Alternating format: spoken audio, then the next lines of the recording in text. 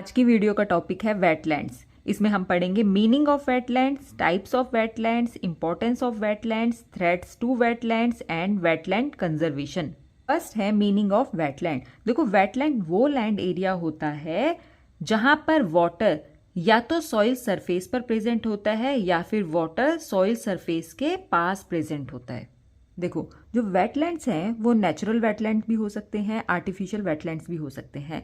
अब वेटलैंड में जो वाटर होता है वो फ्रेश वाटर भी हो सकता है, ब्रैकिश वाटर भी हो सकता है या फिर सॉल्ट वाटर भी हो सकता है। नेक्स्ट हम पढ़ेंगे टाइप्स ऑफ वेटलैंड्स। इसमें फर्स्ट है मार्शिस। देखो, जो इस टाइप के वेटलैंड्स हैं वहां पर ग्रासेस होती हैं, रीड्स होते हैं एंड डिफरेंट टाइप के हर्बेशियस प्लांट्स होते हैं। जो मार्शेस हैं वो मेनली रिवर के पास होते हैं, लेक के पास होते हैं और ये कोस्टल एरियाज में भी पाए जाते हैं।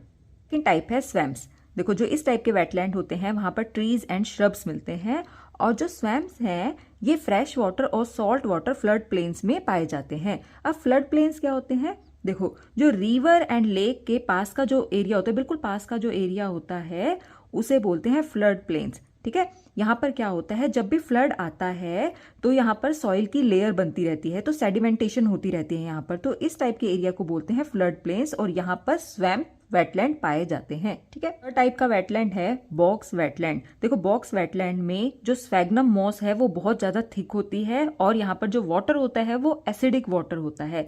Box wetland mainly north America में पाए जाते हैं।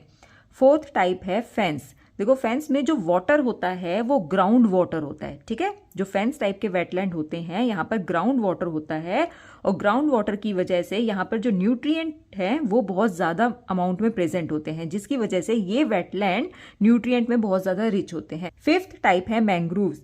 ये कोस्टल वेटलैंड्स होते हैं और यहाँ पर सॉल्ट टॉलरेंट ट्रीज होते हैं। सॉल्ट टॉलरेंट ट्रीज इसलिए होते हैं क्योंकि यहाँ की सॉइल में बहुत ज्यादा अमाउंट में सॉल्ट प्रेजेंट होता है। ठीक है, ये जो सॉल्ट टॉलरेंट ट्रीज हैं ये इन वेटलैंड को सॉइल एरोजन से प्रोटेक्ट करते हैं। नेक्स्ट हम पढ़ेंगे इंपॉर्टेंस ऑफ वेटलैंड्स, जिसमें फर्स्ट है बायोडाइवर्सिटी हॉटस्पॉट्स। वेटलैंड्स में बहुत ज्यादा वैरायटी के plants, fish, birds, amphibians and insects पाए जाते हैं, तो जो वेटलैंड है वो इन सभी की लाइफ को सपोर्ट करते हैं। सेकेंड पॉइंट है water filtration. Wetland sediments and pollutants को ट्रैप कर लेते हैं जिससे वाटर प्योरीफाई होता है। थर्ड पॉइंट है क्लाइमेट रेगुलेशन। देखो, एटमॉस्फेयर में बहुत ज्यादा अमाउंट में कार्बन डाइऑक्साइड प्रेजेंट होती है, तो जो रीड्स एंड मैंग्रोव्स हैं ये एटमॉस्फेयर से कार्बन डाइऑक्साइड को यूज कर लेते हैं फोटोसिंथेसिस के लिए। ठीक है, सेकेंडली जो मैंग्रोव्स होते हैं वो कार्बन रिच सेडिमेंट को ट्रैप कर लेते हैं, इस तरह से मैंग्रोव्स हेल्प करते हैं क्लाइमेट रेगुलेशन में। फोर्थ पॉइंट है लाइवलीहुड सपोर्ट।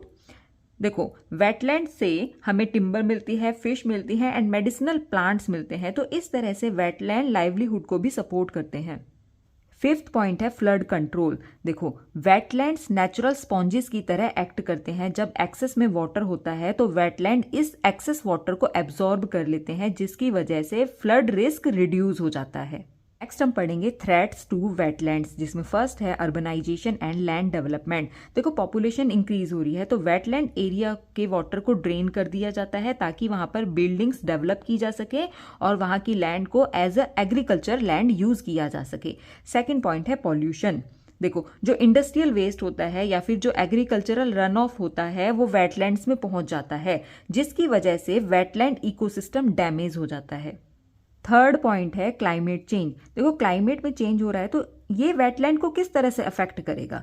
देखो, जब टेम्परेचर इंक्रीज होता है या फिर रेनफॉल पैटर्न में चेंज होता है तो वेटलैंड ड्राई हो जाते हैं। जब वेटलैंड ड्राई हो जाएंगे तो वहां की जो बायोडाइवर्सिटी है वो अफेक्ट करेगी। ठीक है, तो इस तरह से क्लाइमेट चेंज एक बहुत बड़ा थ्रेट है वेटलैंड्स के लिए। फोर्थ पॉइंट है इन्वेसिव स्पीसीज। इन्वेसिव स्पीसीज भी वेटलैंड के लिए बहुत बड़ा थ्रेट है। किस तरह से थ्रेट है? देखो, ये एक एरिया है, यहाँ पर नेटिव प्लांट एंड एनिमल्स हैं। ठीक है, अब कोई नॉन नेटिव प्लांट या फिर नॉन नेटिव एनिमल इस एरिया से इस एरिया में आ गया है और यहाँ के जो नेटिव प्लांट एंड एनिमल्स हैं इनके ऊपर डोमिनेट कर गया है, जिसकी वजह से इस एरिया के जो नेटिव प्लांट एंड एनिमल्स हैं ये धीरे धीरे खत्म हो जाएंगे। ठीक है, तो अब पता चला कि इन्वेसिव स्पीसीज क्या होती है और इन्वेसिव स्पीसीज वेटलैंड के लिए थ्रेट क्यों है। नेक्स्ट हम पढ़ेंगे वेटलैंड कंजर्वेशन, जिसमें फर्स्ट है रामसर कन्वेंशन। देखो रामसर कन्वेंशन क्या है कि 1971 में एक इंटरनेशनल ट्रीटी यानी कि एक इंटरनेशनल समझौता हुआ जिसके तहत वेटलैंड्स को प्रोटेक्ट किया जाएगा। सेकेंड पॉइंट है रिस्टोरेशन प्रोजेक्ट्स। देखो वो वेटलैंड जो डैमेज हैं या फिर वो वेटलैंड जो खत्म हो गए हैं उन वेटलैंड्स को री इस्टेब्लिश करना। थर्ड पॉइंट है sustainable farming and fishing. Eco friendly practices से फार्मिंग एंड फिशिंग करना ताकि वेटलैंड बायोडाइवर्सिटी को प्रोटेक्ट किया जा सके। फोर्थ पॉइंट है pollution control. Agricultural runoff को रिड्यूस करना एंड इंडस्ट्रियल वेस्ट को रिड्यूस करना ताकि वेटलैंड में पॉल्यूशन को कंट्रोल किया जा सके। फिफ्थ पॉइंट है पब्लिक अवेयरनेस कैंपेनिंग्स। देखो पीपल्स को एजुकेट करना, उन्हें अवेयर करना, उन्हें बताना कि वेटलैंड हम सभी के लिए इम्पोर्टेंट क्यों है, क्योंकि लोगों को पता होगा वेटलैंड की इम्पोर्टेंस के बारे में, तभी वो वेटलैंड कंजर्वेशन के बारे में सोच सकेंगे। तो आज की वीडियो में हमने वेटलैंड के सभी टॉपिक को कवर किया, जिसमें था meaning of wetlands, types of wetlands, importance of wetlands, threats to wetlands and wetland conservation.